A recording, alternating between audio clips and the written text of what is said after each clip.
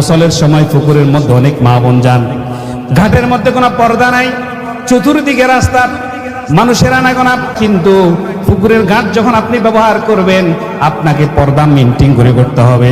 আপনি গোসল করে পবিত্র হচ্ছেন, অন্যদিকে আপনি গুনাহ দিয়ে নিজে অপবিত্র হয়ে যাচ্ছেন, ঠিক কিনা বলুন?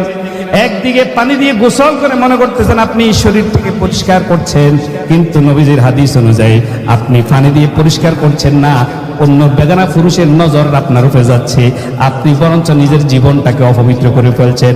মা বোনদেরকে বিশেষ করে অনুরোধ করবেন, নির্ধারিত জায়গার মধ্যে আপনারা আপনাদের কাজগুলো করবেন, পুকুরে যাওয়ার দরকার নাই।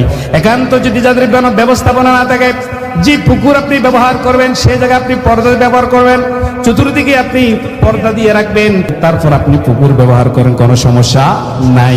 কিন্তু চতুর্দিকে মানুষ যায়, আপনি যদি এখানে গোসল করেন, আপনি যদি ইচ্ছাকৃতভাবে খোলামেলা পুকুরে যদি আপনি গোসল করেন, আপনি নিজের সতীত্বটাকে নিজে হেফাজত করলেন না।